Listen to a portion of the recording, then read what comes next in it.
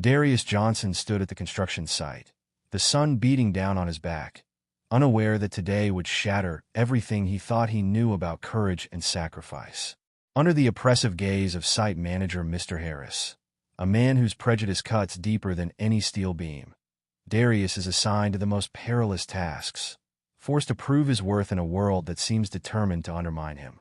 Each day, he fights against the weight of expectations and bias, driven by his dream of providing a better life for his family. But when a moment of crisis arises, involving the young son of a powerful businessman, Darius finds himself at the crossroads of duty and danger. With lives hanging in the balance, he must confront not only the imminent peril, but also the deep-seated prejudices of those around him. But first, let us know in the comments where you're watching from, and don't forget to subscribe for more stories that challenge us to rise against the odds. The first rays of dawn barely pierce the morning fog as Darius Johnson's weathered pickup truck pulled into the empty parking lot of the Metropolitan Tower construction site. At 5:45 a.m., he was, as usual, the first to arrive. The half-finished skyscraper loomed above him, its skeletal frame reaching toward the pale sky like outstretched fingers. Darius stepped out of his truck, his steel-toed boots crunching against the gravel. At 42, his 6'2" frame carried the muscle memory of 20 years in construction. His dark skin bore the marks of countless days under the sun, and his hands told stories of dedication through their calluses and small scars. Another day, another dollar, he muttered to himself, adjusting his hard hat as he made his way toward the site office. The familiar weight of his tool belt settled around his waist as he walked, each step purposeful and measured. The sound of approaching vehicles drew his attention. Mike and Carlos, two of the younger workers, were arriving for their shift. Darius's face broke into a warm smile. "Morning, fellows," he called out, raising his hand in greeting. "Beat the traffic today." Carlos, still stifling a yawn, shook his head. "Man, I don't know how you do it, Darius. Getting here this early every day." "Early bird gets the worm," Darius chuckled, falling in a step beside them. "And the good parking spots." As they approached the site entrance, Darius noticed Mike struggling with his safety harness, the straps tangled in a way that could prove dangerous later. "Hold up there, Mike," Darius said, stopping him with a gentle hand. "Let me show you something." With practiced movements, he demonstrated the proper way to adjust the harness. "See how it should sit tight across your chest? That could save your life one day." Mike's face reddened slightly. "Thanks, Darius. They didn't cover this stuff in orientation." "They never do," Darius replied, his voice carrying a hint of concern. "Listen, both of you, when you're up there today, remember, check your clips twice, watch your footing, and never take your eyes off your surroundings." Carlos finished with a grin. We know. You're like a walking OSHA manual. A manual that's kept me alive for 20 years, Darius responded, pride evident in his voice. More workers began arriving, and Darius greeted each one by name. There was Thompson, the crane operator who always had a newspaper tucked under his arm. Sarah, the site engineer who appreciated Darius's attention to detail. And Rodriguez, whose first day on the job had been saved by Darius's quick thinking when a beam had shifted unexpectedly. The peaceful morning routine was shattered by the arrival of Mr. Harris's gleaming black SUV. The site supervisor emerged, his expensive boots notably clean of any construction site dirt, his pressed shirt a stark contrast to the workers' worn clothing. "Johnson," Mr. Harris's voice cut through the morning air like a whip. "Get up to the 32nd floor. The welding team needs an extra hand." Darius frowned slightly. "Sir, I'm scheduled for groundwork today. The concrete pour." "Did I stutter?" Mr. Harris interrupted, his pale face reddening. "There's been a change of plans. Or is the work too high up for you?" The implied message wasn't lost on anyone within earshot. Several workers exchanged uncomfortable glances, but nobody spoke up. "No, sir," Darius replied evenly. "I'll head up right away." As he gathered his welding equipment, Sarah approached him discreetly. "Darius, that's not right. The weather report mentioned high winds today. It's not safe to weld up there." "It's all right, Sarah," Darius assured her, though his eyes betrayed his concern. "I've handled worse." The elevator ride to the 32nd floor was long and solitary. Darius used the time to pull out a worn photograph from his wallet. The smiling faces of his wife Monica and their 3 children, James, 12, Lisa, 9, and little Marcus, 6, looked back at him. The photo was creased and faded, but it was his daily reminder of why he endured everything with dignity. A memory from the previous evening floated through his mind. Marcus sitting on his lap, showing him a drawing of a tall building. "Look, Daddy, I drew where you work." The pride in his son's voice had made Darius's heart swell. The elevator doors opened to a gust of wind that confirmed Sarah's concerns. The 32nd floor was still mostly open to the elements, with temporary guardrails that seemed to sway slightly in the breeze. As Darius set up his equipment, he noticed Jake, a fellow welder, approaching with an apologetic look. "Hey man," Jake said, lowering his voice. "Harris is full of it, sending you up here today. Listen, I've got your back. If the wind picks up too much, we call it off, okay?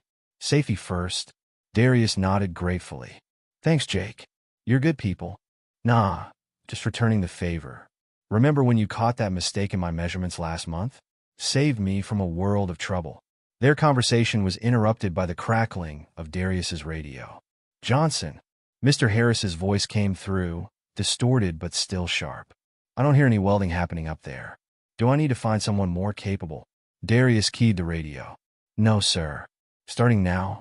The morning progressed with Darius carefully making his way across the steel beams, each weld precise despite the challenging conditions. During his break, he sat with his back against a column, watching the city spread out below him. The height didn't bother him anymore. 20 years had cured him of any fear of heights, but the deteriorating safety conditions at the site were increasingly concerning.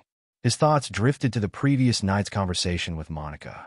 She had been folding laundry while he helped James with his math homework. "The bills are piling up, Darius," she had said quietly after the kids were in bed. "The orthodontist says Lisa needs braces, and James's school trip. We'll manage, baby," he had assured her, pulling her close. "I'm up for that promotion to site safety coordinator.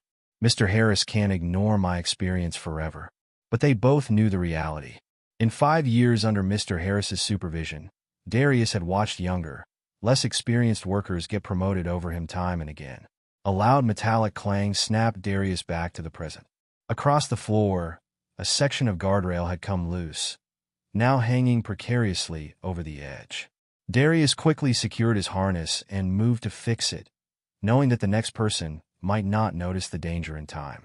As he worked on the guardrail, Mr. Harris's voice crackled over the radio again. "Johnson, site meeting in 10 minutes. Ground floor." Darius secured the last bolt and checked his work twice before heading down. The site meeting turned out to be another opportunity for Mr. Harris to assert his authority.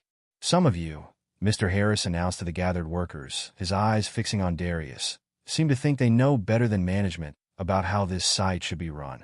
Let me be clear. Anyone who can't follow orders without questioning them might want to consider finding another job." The message wasn't subtle. Several workers shifted uncomfortably, and Darius felt their eyes on him. He stood straight, his expression neutral, even as Mr. Harris continued his thinly veiled criticisms. After the meeting, Thompson approached Darius by the water cooler. "That man's got it out for you, Darius." "It ain't right." "It is what it is," Darius replied, taking a long drink. "As long as the pay keeps coming, my kids get to eat. That's what matters." "You're a better man than me," Thompson said, shaking his head. "But watch yourself up there. I've been seeing things that don't sit right with me.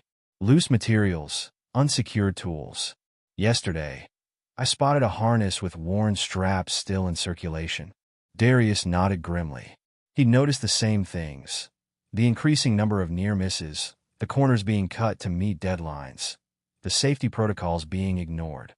But every time he tried to raise these concerns, Mr. Harris shut him down. The rest of the day passed in a blur of steel and sparks. As the sun began to set, Darius made his final checks before heading down. He paused at the edge of the floor, looking out over the city as it began to light up for the evening. Behind him, he heard the distinct sound of something rolling across the floor, probably an unsecured tool that could become a deadly projectile for the workers below. He turned to investigate, his flashlight beam cutting through the growing darkness. The light caught something that made his blood run cold. A large wrench, teetering on the edge of the building, left behind by the day's shift. One good gust of wind and Darius carefully made his way over and secured the wrench, adding it to his tool belt. It was heavier than it needed to be for the reminder it provided. On this site, danger wasn't just about the obvious risks. Sometimes it was the small things, the overlooked details, that could prove fatal. As he drove home that evening, the setting sun painted the sky in shades of orange and purple. The Metropolitan Tower cast a long shadow across the city, a daily reminder of both his pride in his work and the challenges he faced. Tomorrow would bring another day of proving himself, of watching out for his colleagues, of enduring Mr. Harris's prejudice with dignity. But tonight, he had a family waiting for him. As he pulled into his driveway, he could see Marcus's face pressed against the window, waiting for his daddy to come home. Lisa's bicycle lay in the yard, and the sound of James practicing his trumpet filtered through the open windows. Monica's garden, their small piece of paradise, bloomed with early spring flowers. Darius sat in his truck for a moment longer, saying a quiet prayer of thanks for making it through another day. As he reached for his lunchbox, his hand brushed against the loose guardrail bolt he'd picked up earlier, a small but potent reminder of the thin line between safety and disaster that he walked every day.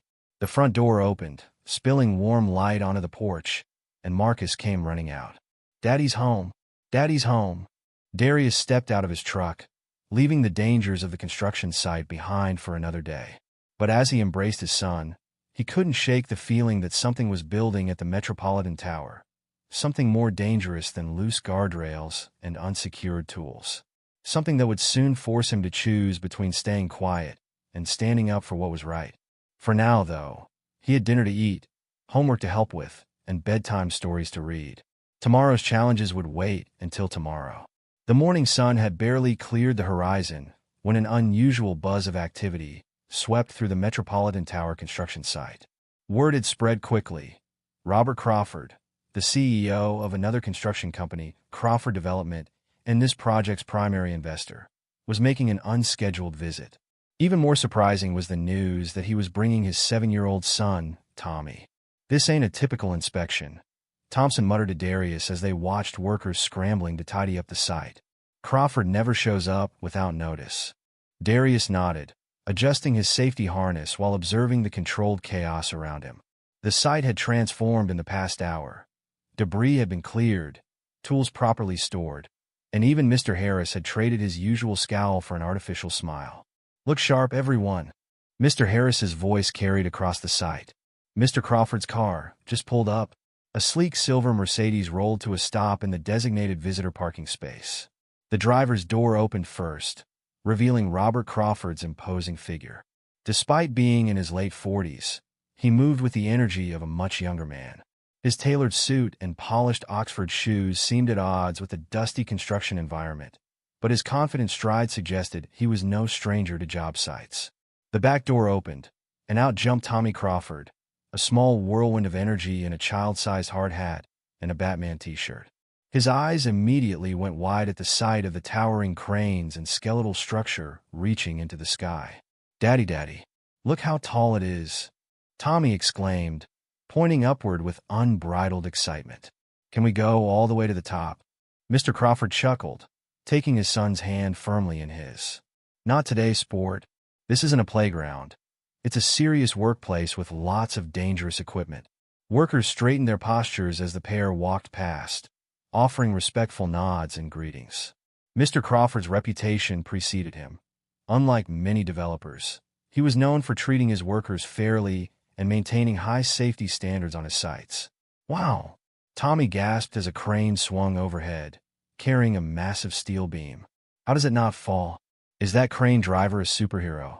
Mr. Crawford explained, waving to the crane operator. "He's been doing this job longer than you've been alive." Thompson gave a friendly honk of the crane's horn in response, making Tommy jump with delight.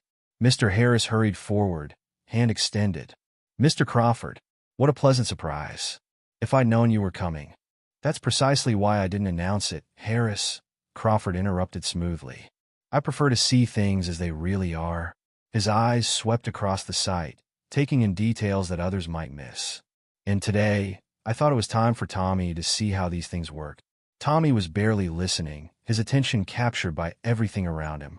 The welding sparks falling from upper levels looked like falling stars to his young eyes, and the rhythmic sound of hammering created a construction site symphony he'd never experienced before.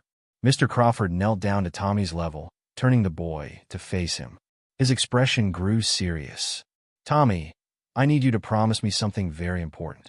This site can be dangerous if you're not careful.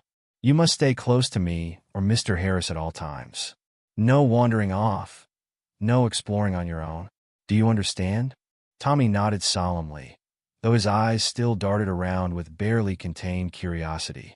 "I promise, Daddy. But can we watch them build stuff? Please." "Of course." Mr. Crawford smiled, ruffling his son's hair. He stood and turned to Mr. Harris. "Harris, I need to inspect the progress on the east wing. Would you mind keeping an eye on Tommy for about an hour? Show him around the ground level only, and make sure he stays safe." Mr. Harris's smile tightened almost imperceptibly. "Of course, sir. Tommy will be in good hands." As Mr. Crawford walked away with his tablet and blueprints, Mr. Harris's demeanor shifted subtly. He glanced at Tommy with poorly concealed annoyance, clearly viewing the babysitting duty as beneath his position. From his workstation nearby, Darius watched the interaction while securing support beams. He recognized the look in Tommy's eyes. It was the same one his own son Marcus got just before getting into mischief. The boy was practically vibrating with contained energy, his head swiveling to follow every movement and sound. "And over here," Mr. Harris was saying in a bored tone, "is where we store the building materials." His voice trailed off as his phone rang. "Excuse me, Tommy. Don't move. I need to take this." Darius noticed Tommy's gaze drift upward to the maze of scaffolding and partially completed floors. The boy's feet shifted restlessly, and his hands fidgeted with the strap of his hard hat. Several times, he took small steps toward the stairs when Mr. Harris wasn't looking, only to quickly step back when anyone glanced his way. Setting down his tools, Darius approached Mr. Harris, who was still engrossed in his phone conversation. "Mr. Harris," Darius said quietly, waiting for acknowledgement. When none came, he cleared his throat and tried again. "Mr. Harris, sir?" "What is it, Johnson?" Harris snapped, covering his phone's microphone. "Can't you see I'm busy?" "Sir, I think Tommy needs closer supervision. He keeps looking at the scaffold stairs, and—" Mr. Harris abruptly ended his call, his face flushing with anger as he turned to face Darius. "You know what your problem is, Johnson? You think you know better than everyone else. Than me." He stepped closer, his voice dropping to a threatening whisper. "I've had about enough of your suggestions and your superior attitude."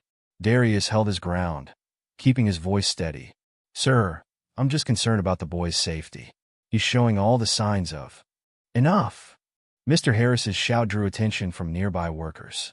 "Since you're so eager to share your opinions, why don't you make yourself useful on the 35th floor? The welding team up there could use an extra hand again." "But sir, that's not my assigned." "Your assignment is whatever I say it is," Mr. Harris cut him off. "Or would you prefer to find another job? I'm sure your family would understand." The threat wasn't subtle. Darius glanced at Tommy, who was now edging closer to the scaffold stairs while everyone was distracted by the confrontation. "Mr. Harris, please, just keep a closer eye on. Get up to the 35th floor. Now." Mr. Harris's tone left no room for argument. "And Johnson, one more word about how I should do my job, and you'll be looking for new employment. Understood?" Darius's jaw tightened, but he nodded. As he gathered his tools, he tried catching Thompson's eye in the crane, hoping to silently communicate his concerns. But Thompson was focused on moving a large beam, his view of the ground partially obscured. The elevator ride to the 35th floor felt like torture. Through the metal grating, Darius could see Tommy growing smaller on the ground level, Mr. Harris already back on his phone, pacing away from the boy. Each floor the elevator passed increased the distance between Darius and the impending disaster he could sense coming. At the 35th floor, the wind whipped stronger, forcing Darius to secure his safety harness to the nearest anchor point. From this height, he had a clear view of the entire site, including Tommy, who was now standing at the base of the scaffold stairs, looking up with unmistakable curiosity. "Come on, Mr. Harris," Darius muttered, watching the site's supervisor continue his animated phone conversation several yards away from Tommy. "Just turn around. Just look." But Mr. Harris didn't turn around. Instead, he walked even further away, disappearing behind a stack of construction materials, leaving Tommy completely unsupervised. Darius's hands tightened on his welding torch. He was too far away now to do anything but watch as Tommy, seizing his opportunity, took his first steps onto the scaffold stairs. The boy's small figure began ascending, each step taking him further from safety. The wind gusted again, stronger at this height, and Darius could hear the metallic groan of the scaffolding. His expert eye caught details that made his heart race. A loose board 3 levels up, a gap in the guardrail on the 10th floor, tools left precariously close to edges that could spell disaster if knocked off.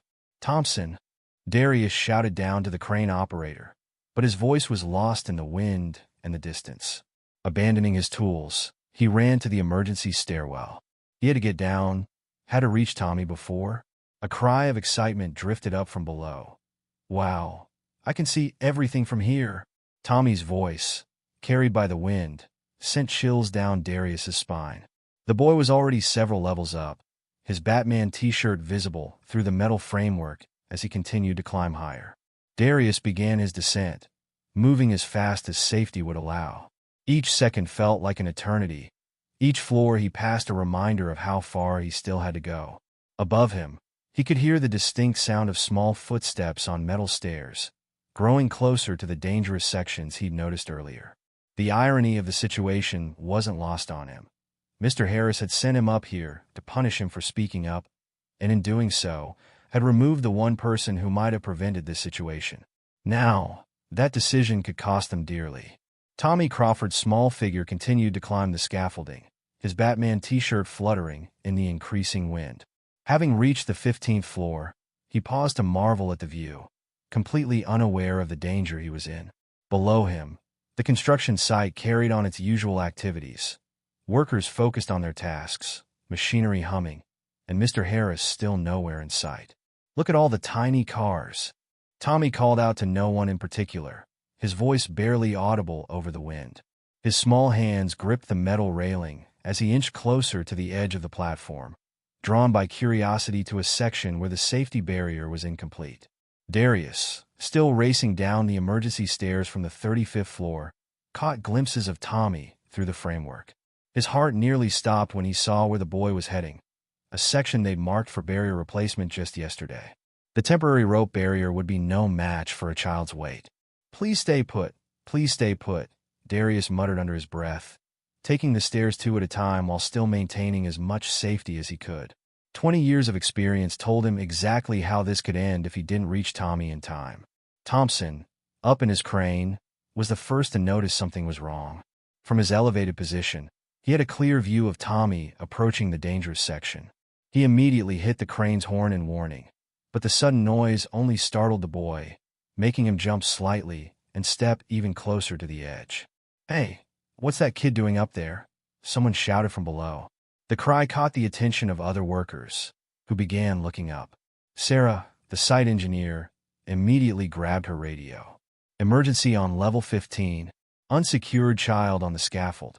Tommy, now aware of the attention he was drawing, took another step backward, directly toward the gap in the safety barrier.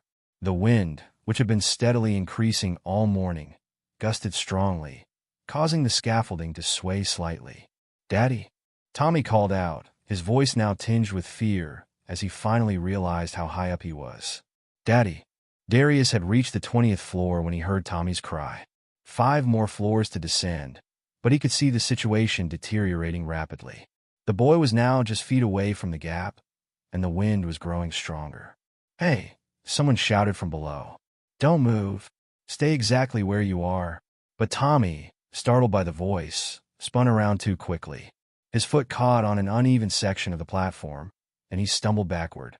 His small hand reached out to steady himself, grabbing the temporary rope barrier. Time seemed to slow down as Darius watched the rope barrier begin to give way under Tommy's weight. The boy's eyes went wide with terror as he felt the support disappearing behind him. A collective gasp rose from the workers below, followed by the clatter of dropped tools and equipment as everyone froze, watching the scene unfold. Darius didn't think, he acted. Abandoning all protocol, He vaulted over the side of the emergency stairs, using his safety harness like a zip line to drop the remaining floors. The cable screamed as it unspooled, the friction burning through his gloves, but he didn't feel the pain. "Hold on, Tommy," he yelled, even as he saw the boy's feet beginning to slip out from under him. The next few seconds were a blur of motion. As Tommy's body began to tilt backward into empty air, Darius reached the 15th floor platform. Without hesitation, he unclipped his harness and lunged forward, his body sliding across the metal grating. His right hand shot out, catching Tommy's arm just as the boy's feet left the platform entirely. The force of the catch sent a shooting pain through Darius's shoulder, and he could feel the metal grating cutting into his chest through his work shirt. Tommy's scream pierced the air as he dangled stories above the ground, held only by Darius's grip on his arm. The boy's hard hat fell, tumbling end over end toward the ground below, where it landed with a crack that seemed to echo across the suddenly silent construction site. "I've got you," Darius grunted, his left hand finding purchase on a support beam. "I've got you, son. Don't look down." But Tommy was beyond hearing. His small body thrashed in panic, making it even harder for Darius to maintain his grip. Tears streamed down the boy's face as he screamed for his father. With every ounce of strength he possessed, Darius began pulling Tommy back onto the platform. His muscles screamed in protest, and he could feel something tear in his shoulder, but he didn't let go. Inch by inch, he dragged the boy back to safety. As soon as Tommy's feet touched the platform, the boy collapsed against Darius, his small body racked with sobs. His hands clutched Darius's work shirt so tightly that his knuckles were white, and his whole body shook with terror. "Shoo, you're safe now," Darius soothed, wrapping his good arm around Tommy while trying to hide how badly his other arm was trembling.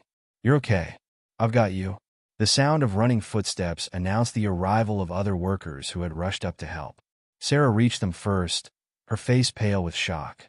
"Oh my God," she whispered, taking in the scene.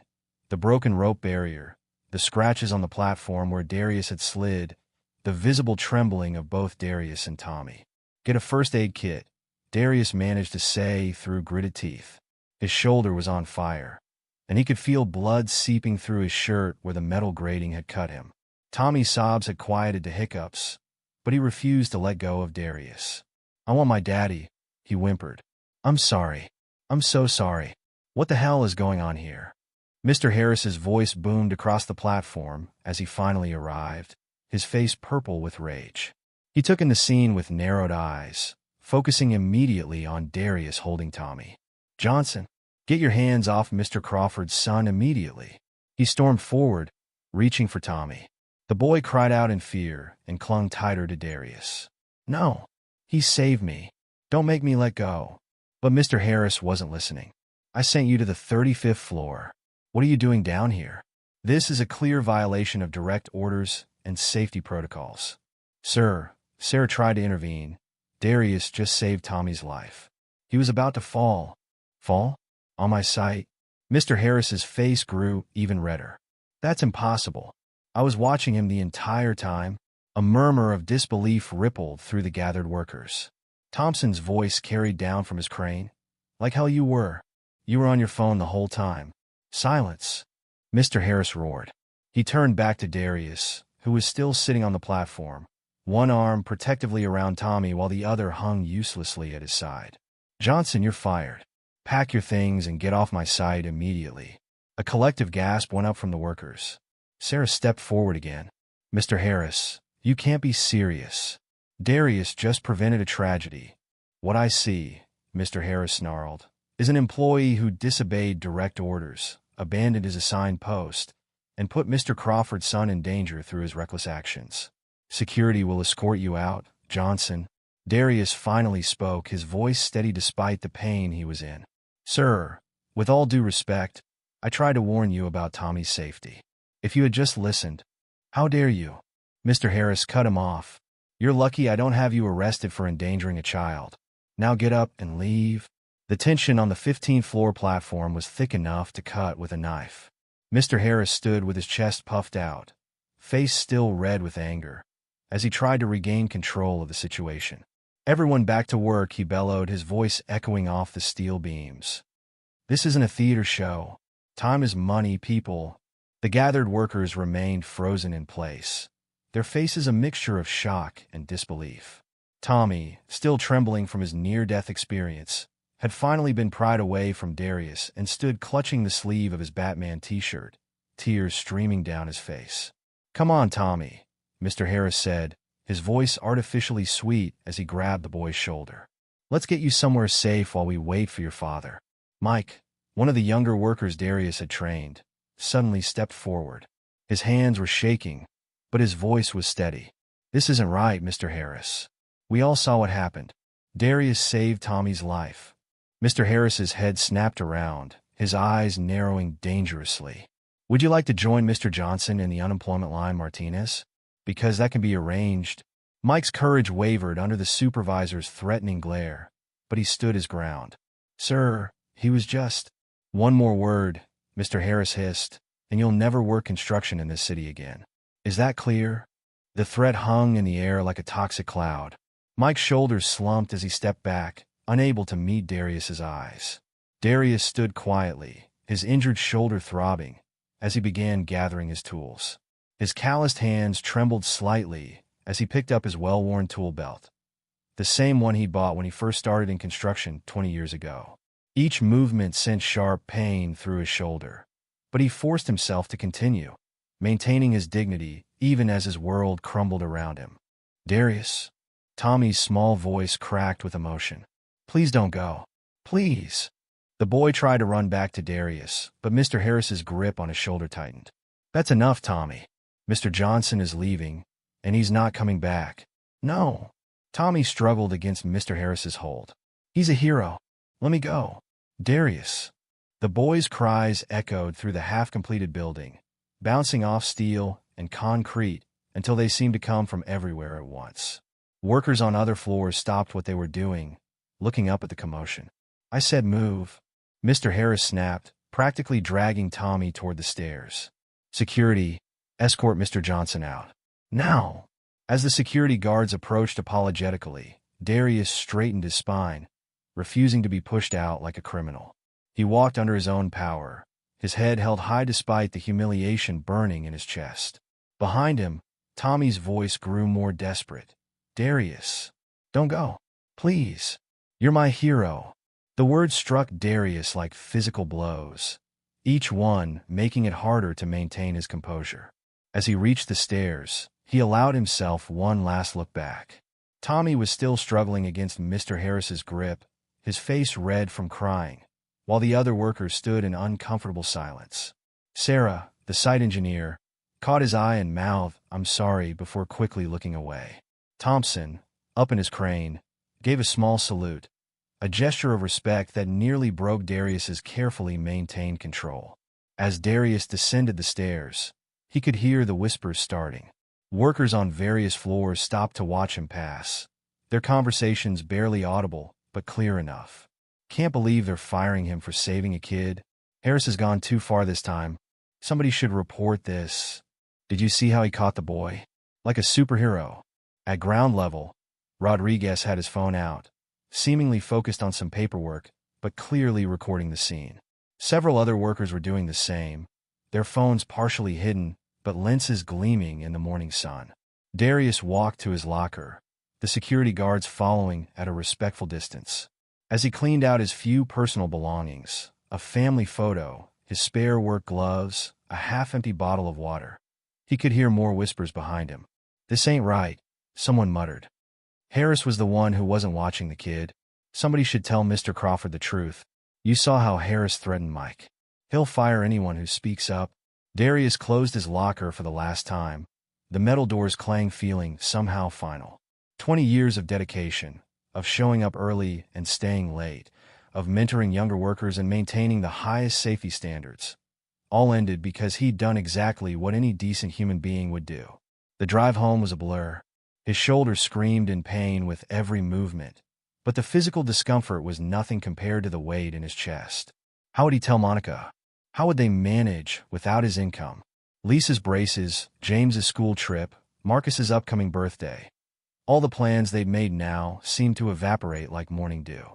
As he pulled into his driveway, Darius saw Monica through the kitchen window, preparing lunch for Marcus, who had a half day at school. She looked up at the sound of his truck, her smile quickly fading as she realized something was wrong. The front door opened before he reached it. "Darius? Why are you home so early? Are you hurt?" He tried to smile, but it felt more like a grimace. "We need to talk, baby." Inside, Marcus looked up from his coloring book, his face lighting up. "Daddy, you're home."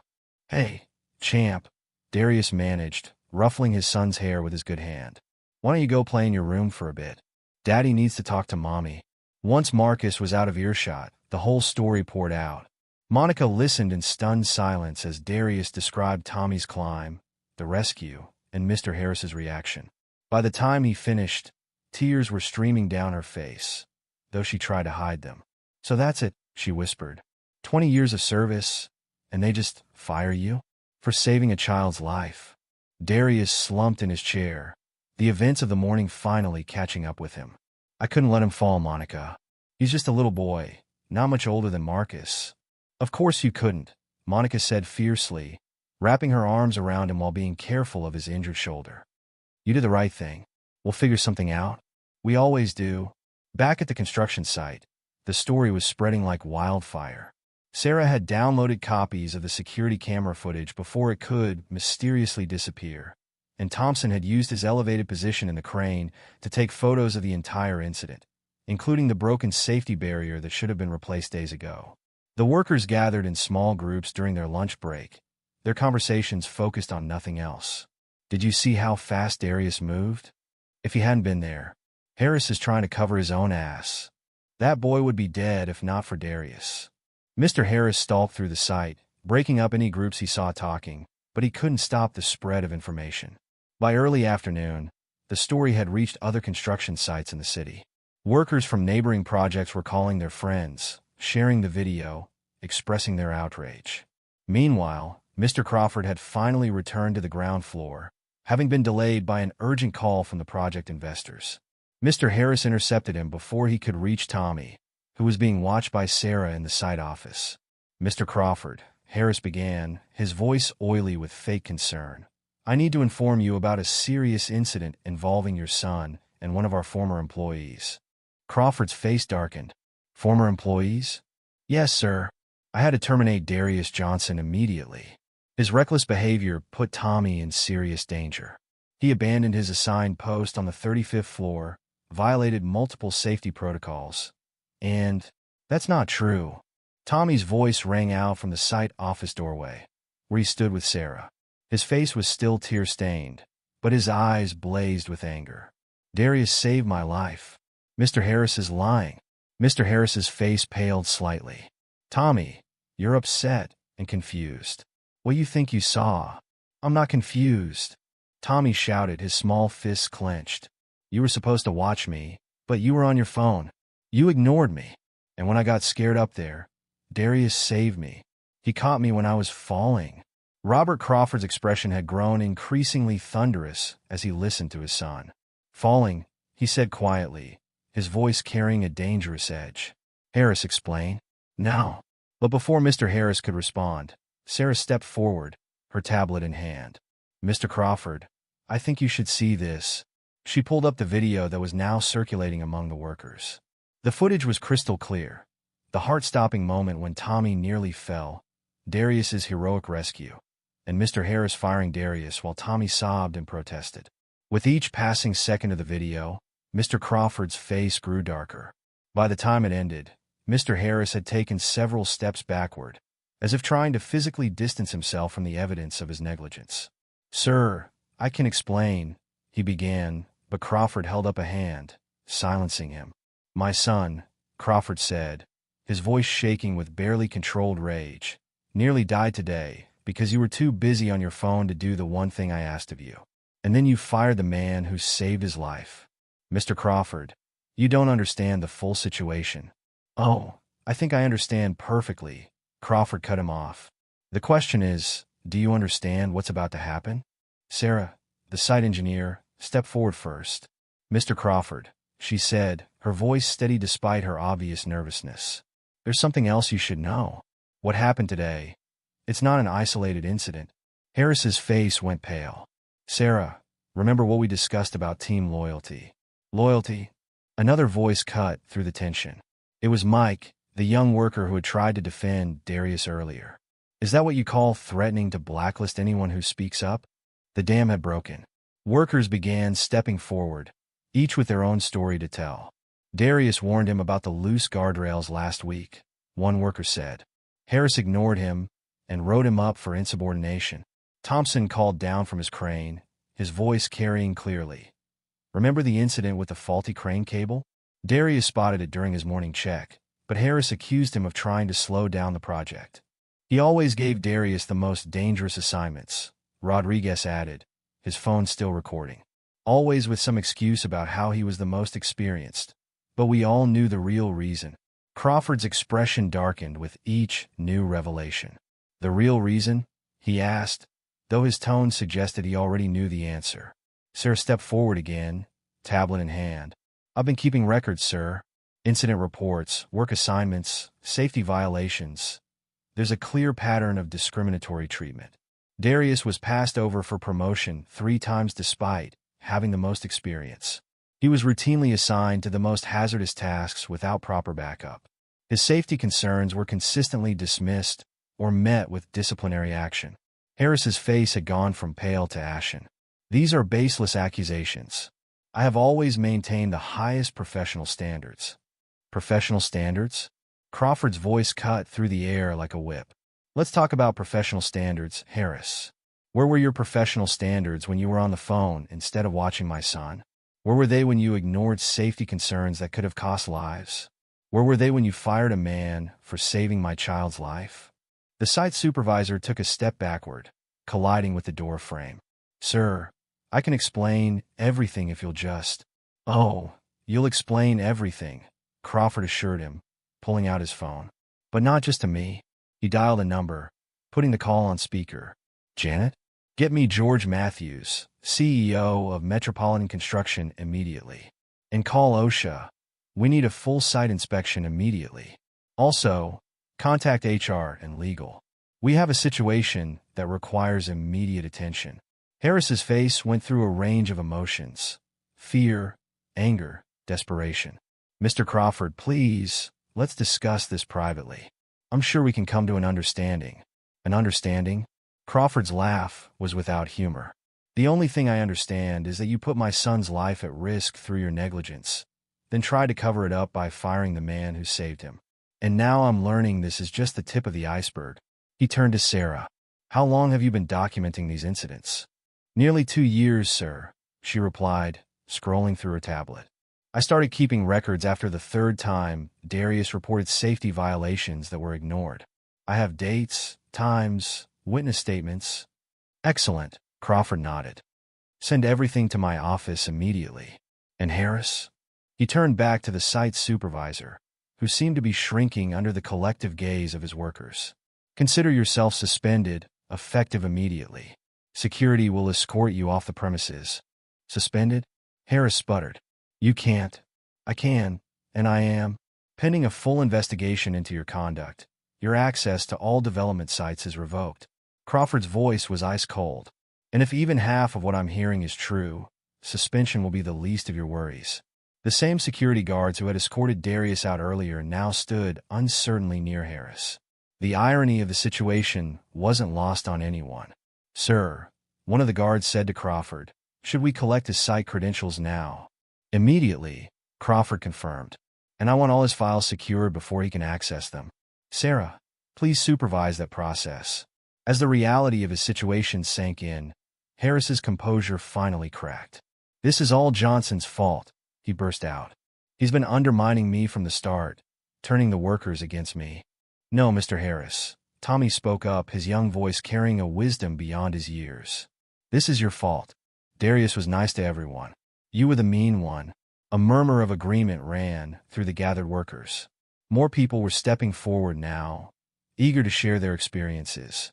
Remember when Darius stayed late to help me learn the safety protocols? He covered my shift when my daughter was sick. Always the first to arrive, last to leave, never complained, even when Harris was clearly targeting him. Crawford listened to it all, his expression growing grimmer with each new story. Finally, he turned to his assistant who had arrived during the commotion. Karen, I need you to do something important. Find Darius Johnson. Get his address from HR if necessary. Tell him. He paused, looking at Tommy, who was watching him expectantly. Tell him Mr. Crawford and his son would like to speak with him. And Karen? Make it clear that this is about making things right. As Harris was led away by security, Crawford pulled out his phone again, this time calling his legal team. John? Yes. I need you to prepare something immediately. We're going to make this right, and we're going to make sure it never happens again. Tommy tugged at his father's sleeve. Is Darius coming back, Daddy? Crawford knelt down beside his son again. If I have anything to say about it, Tommy, he'll be back in a position where he can do what he does best, keeping everyone safe and teaching others to do the same. The gathered workers began to disperse, but there was a new energy on the site. Something had shifted, and everyone could feel it.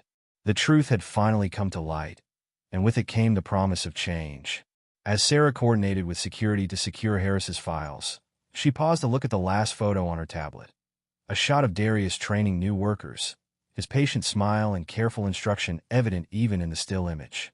She smiled, knowing that justice was finally being served. Meanwhile, across town, Darius's phone began to ring.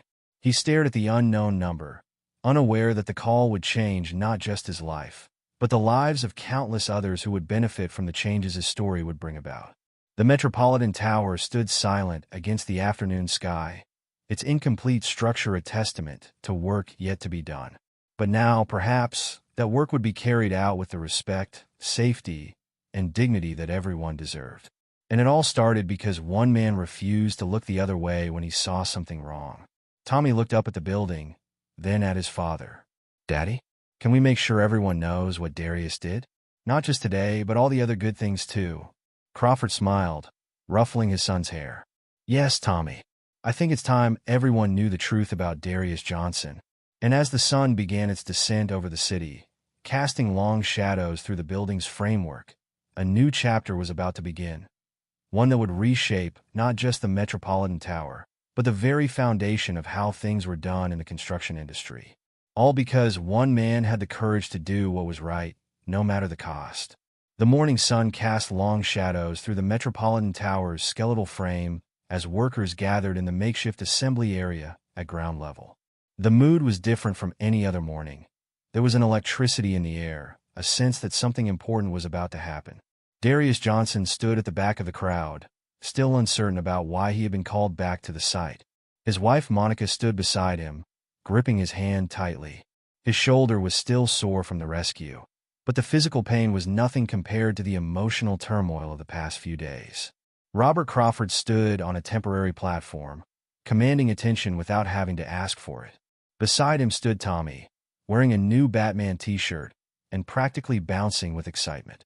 Behind them were several suited executives, members of the Crawford Development Board, and representatives from the construction company's upper management. Good morning, everyone, Crawford began, his voice carrying across the hushed crowd. We're here today to address something that should have been addressed long ago. But first, he turned, gesturing toward the back of the crowd. Darius Johnson, would you please come forward? All heads turned. Darius felt Monica squeeze his hand one last time before gently pushing him forward. The crowd parted like water, creating a path for him to walk through. As he passed, workers, his former colleagues, nodded respectfully or patted his shoulder. Mr. Johnson, Crawford said as Darius reached the platform. Or may I call you Darius? Either is fine, sir, Darius replied quietly. Very well, Darius. 3 days ago, you saved my son's life. Crawford's voice cracked slightly with emotion. But I've learned that wasn't the only brave thing you've done on this site. For years, you've been the conscience of this project, speaking up about safety violations, protecting your fellow workers, maintaining the highest standards even when it cost you personally. Tommy couldn't contain himself any longer. He rushed forward, throwing his arms around Darius's waist. You're my hero, he declared loudly, causing chuckles to ripple through the crowd. Crawford smiled at his son's enthusiasm before continuing. What happened to you was more than just unfair. It was wrong. The way Mr. Harris treated you, the discrimination you faced, the retaliation when you tried to protect others. It stops today. George Matthews, the CEO of the Metropolitan Construction, stepped forward. His usual corporate polish was tempered by genuine remorse. Mr. Johnson, he began, on behalf of Metropolitan Construction, I want to offer our deepest apologies. We failed you. We failed to recognize your dedication, failed to hear your concerns, and failed to protect you from discrimination. The investigation into Mr. Harris's conduct has revealed a pattern of behavior that should never have been tolerated. Darius stood straight, his expression carefully controlled, though those who knew him well could see the emotion in his eyes.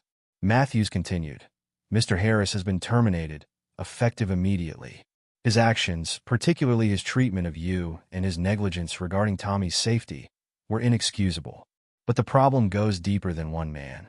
We're implementing comprehensive changes to ensure nothing like this ever happens again. A murmur ran through the crowd. Sarah, standing near the front, smiled knowingly. She had helped compile much of the evidence that led to this moment. Furthermore, Matthews added, we want to make this right. We're prepared to offer you full back pay for all the overtime you were denied, compensation for the discriminatory treatment you endured, and, if I may, Crawford interrupted smoothly, I have a different proposal. He turned to Darius. I've created a new position, Director of Safety and Worker Relations for all Crawford development projects. The job comes with full benefits, a significant salary increase, and most importantly, the authority to implement and enforce safety protocols across all our sites. Darius blinked, stunned. Sir, you don't have to answer right away, Crawford assured him. But I want someone who has proven they'll put safety and people first, no matter the personal cost. Someone who has demonstrated real leadership and integrity. Someone like you, Darius. The crowd erupted in applause. Thompson honked his crane horn in celebration, setting off a chain reaction of cheers and whistles. Darius felt tears welling up in his eyes, years of suppressed emotion finally breaking through his careful composure. He thought of all the times he'd been dismissed, all the safety concerns that had been ignored, all the younger workers he'd tried to protect. His voice cracked. He cleared his throat and tried again. I would be honored, sir. The applause grew louder. Workers began calling out, That's our guy. Nobody deserves it more. Way to go, Darius. Tommy was still hugging Darius, beaming up at him. Does this mean you'll be working with my daddy? Can you teach me about construction too? Darius laughed, ruffling the boy's hair. Maybe when you're a bit older, buddy. The celebration was interrupted by the arrival of several news vans. Word had gotten out about the story. A construction worker fired for saving a child's life, only to be vindicated when the truth about systematic discrimination came to light. A reporter from Channel 7 pushed forward with a microphone. Mr. Johnson, how does it feel to be recognized after years of unfair treatment? Before Darius could answer, more questions came flying. Is it true you risked your own life to save Tommy Crawford? Can you comment on the discrimination you faced? What changes do you hope to see in the construction industry? Crawford stepped in, handling the media with practiced ease while giving Darius a moment to compose himself. This story is about more than one incident or one person, he told the reporters. It's about standing up for what's right, about the courage to speak truth to power, and about making sure every worker goes home safely to their family at the end of the day. The story was already spreading beyond the construction site. Local news stations were running segments about workplace discrimination and safety violations. Social media was buzzing with clips of Tommy recounting his rescue and Darius's unfair dismissal. But more importantly, real change was happening. Matthews announced the creation of an anonymous reporting system for safety violations, mandatory anti-discrimination training for all supervisors, and regular safety audits by independent inspectors. These changes will be implemented across all our sites, Matthews declared. And Mr. Johnson, Darius, will have full authority to expand and enhance these measures as he sees fit. Crawford added, We're also establishing the Johnson Safety Initiative, a program to train and support construction workers in maintaining the highest safety standards. Because what Darius has shown us is that one person's commitment to doing what's right can make a difference for everyone. As the formal announcements concluded, workers came forward to congratulate Darius. Mike, The young worker who had tried to defend him was among the first. "You taught me everything I know about safety," Mike said, his voice thick with emotion. "Now you can teach everyone." Sarah approached with her tablet. "I've already started compiling data for safety improvements," she said with a grin. "Ready to work when you are, boss." Thompson called down from his crane. "Don't forget about us up here. Some of these safety harnesses have seen better days." Darius looked around at the faces of his colleagues. No, his team now, and felt a weight lift from his shoulders. For 20 years, he had fought an uphill battle, trying to protect others while facing discrimination and retaliation. Now, finally, he had the authority to make real changes. Monica had made her way through the crowd to join him, tears streaming down her face. "I'm so proud of you," she whispered, hugging him carefully to avoid his injured shoulder. "We did it together, baby," he replied softly. "All those times you told me to stay strong, to keep doing what's right." "Daddy." Tommy's voice cut through their moment. "Can Darius come to my school for career day? I want everyone to know about my hero." The crowd laughed, and Darius felt a warmth spread through his chest. This was more than justice. It was an opportunity to make sure no other worker had to face what he had faced, that no other family had to worry about their loved one's safety on the job. As the morning progressed and workers began returning to their tasks, with new safety equipment being distributed and old harnesses being replaced, Darius stood looking up at the Metropolitan Tower. The building seemed different now, not just a construction project, but a symbol of change. Crawford approached him quietly. "Ready to get started? We have a lot of work ahead of us." Darius nodded, already making mental notes about priority safety improvements. "Yes, sir." "And Mr. Crawford? Thank you for believing in me." "No, Darius," Crawford replied, watching his son chatting animatedly with some workers about his rescue. "Thank you for showing us what real leadership looks like." Above them, the Metropolitan Tower stretched toward the sky, its unfinished state now a promise of better things to come. And Darius Johnson, who had always done the right thing even when it cost him everything, finally had the chance to build something even more important than a building, a legacy of safety, respect, and justice for all workers.